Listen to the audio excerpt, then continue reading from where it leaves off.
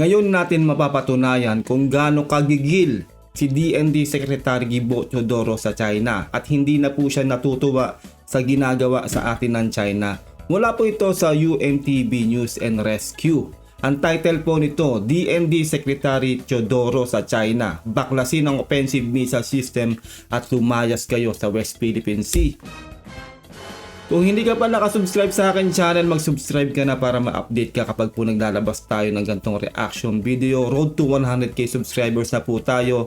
Simulan na po natin to. Let's do this. Nagsasabi sila ng arms race pagkatapos sila naman nauna. Mukhang hiwalay yung dila. Ooh!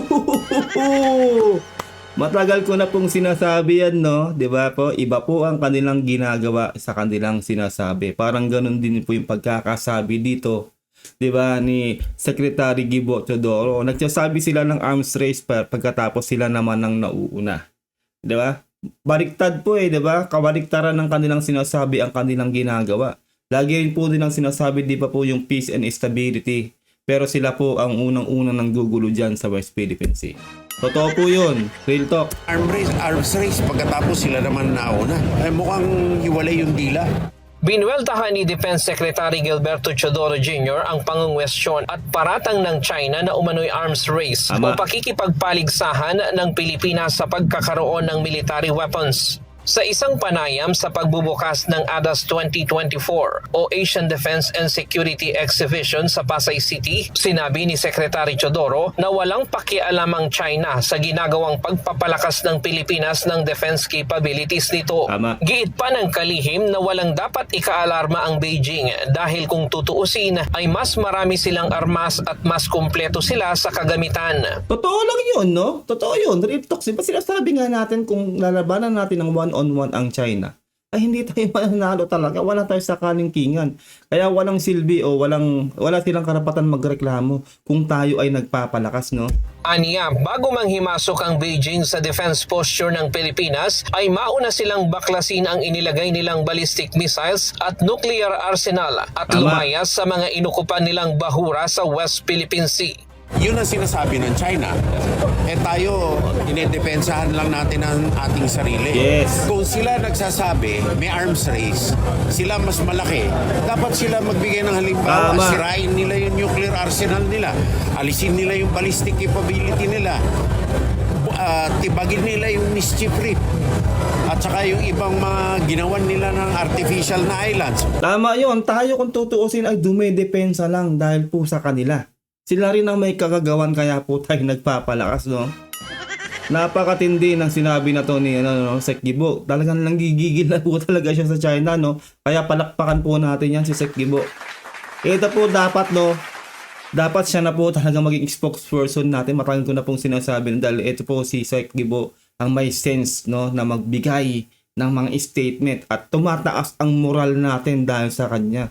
Ganun po yun. Umalis sila sa West Philippine Sea.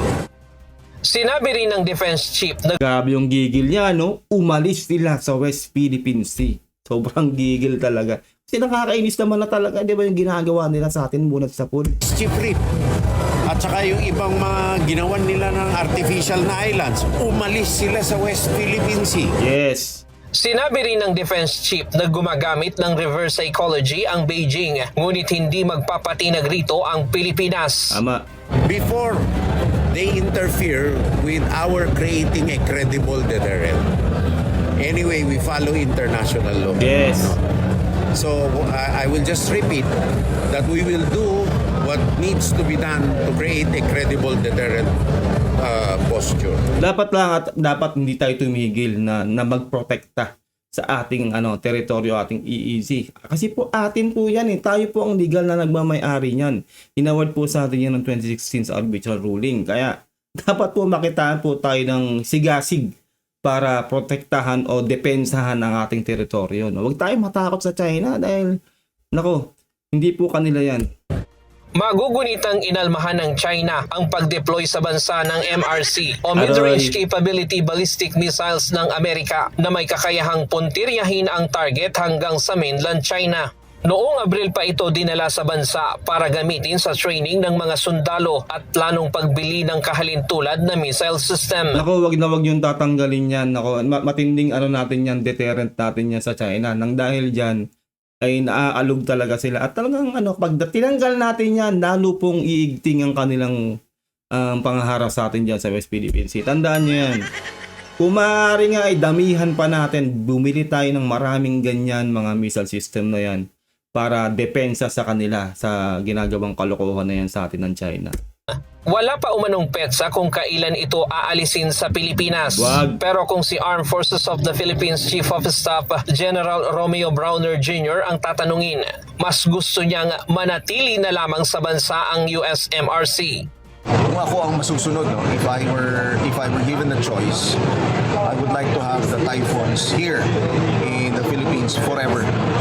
Tama yun, dapat lang forever na nandito sa atin yan kasi malaking deterrent na talagang magpapalakas sa ating sandatang lakas, matututunan na patakbuhin yan o gawin yan ng ating mga armed forces kasi po sobrang late na po tayo kung tutuusin sa technology, di ba?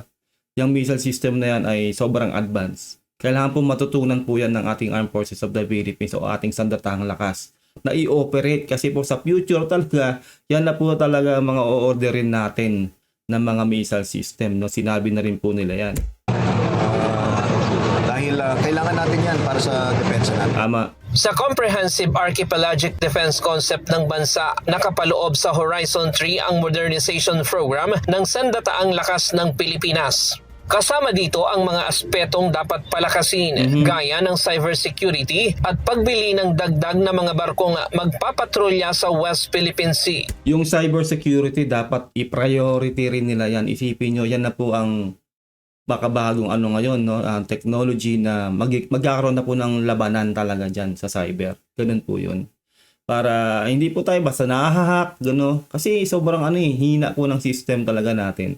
Kaya kailangan palakasin po yung cyber. Lahat po yan, no? Madagdagan ng ating mga barko, ang ating mga missile system, yung mga drones. Kasi drones na po ngayon, di ba kung nakikita nyo yung sa Middle East, di ba? Puro drone na lang ang kanilang ginagamit. Ganun po yun. Sobrang late na po at kailangan na po natin maging advanced ang Pilipinas. Kaya sana matutukan po yan ng ating gobyerno, no? Pero saludo pa rin talaga, no? Kinikilabutan ako sa sinasabi ni Sec Kibo talaga. Palakpakan natin yan dahil nararamdaman mo talaga yung igting ng gigil niya sa China. Tama naman talaga yung tanggalin nila lahat ng mga nila dyan sa West Philippine Sea, artificial island. Hindi ka nila yung lugar na yan, lalo po yung mischief reef, no? Umalis sila dyan, walang gulo. Sila kasi ang sisimula ng gulo dyan sa ating sariling teritoryo. Kailangan ng malaking pondo para maisakatuparan ito. Ayon kay General Browner, nasa 254 billion pesos ang initial na proposed budget ng AFP. Ngunit natapyasan ito at naging 75 billion pesos na lang. Tama. We really need the help of our Congress, of the nation, no? Na dapat ay palakasin natin yung ating armed forces. Well, yung uulitin na naman natin, no, yung US sobrang igting ng tulong sa atin, no. Ilang bilyong pesos po, no, i-convert mo sa dollar yun, 3 peso. Billion pesos po talaga ang kanilang tinulong sa atin. At syempre, nananatili ang suporta nila sa atin dyan sa West Philippines. Hindi po sila nawawala. Sana po, huwag po natin silang i-disappoint. No, kasi po, kusa silang nagbibigay ng tulong sa atin at iba pa pong mga bansa. Malalakas na bansa, Australia, lahat Japan, South Korea, lahat. As in, pati po yung sa European Union tumutulong na rin sa atin, no, nakasuporta sa atin.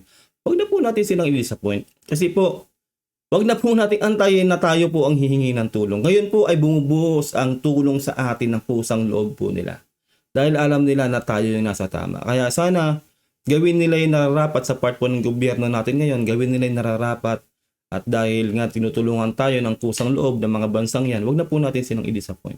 Dahil baka dumating ang araw, pag nagsawa po sila, lalong-lalo na po ang US, no, ay baka kahit na magmakaawa tayo, ay hindi tayo tulungan. Ganun po yung dapat mag-isipan po nilang mabuti yung mga strategy na gagawin po nila sa atin dyan sa West Philippine Sea. Sa gayon ay makabuo tayo ng defensive posture, credible defensive posture, so that we will be able to deter any intentions of any country to violate our sovereignty and our sovereign rights. Saka maganda rin yung strategy ginagawa nila ngayon na hindi po nila ina-announce yung galawan po nila dyan sa West Philippine Sea. Dahil tingnan nyo naman, no, pag hindi ina-announce ay talagang na-successful tayo na nakakapasok po sa Escoda Shoal ngayon, di ba? Tandaan nyo yan. Dati talagang kada announce, nahaharang tayo, ganito ginagawa sa atin, ganyan ginagawa sa atin ng China. Ngayon po, no, isipin nyo, nakapasok tayo nakasama ang Philippine Navy ng PCG.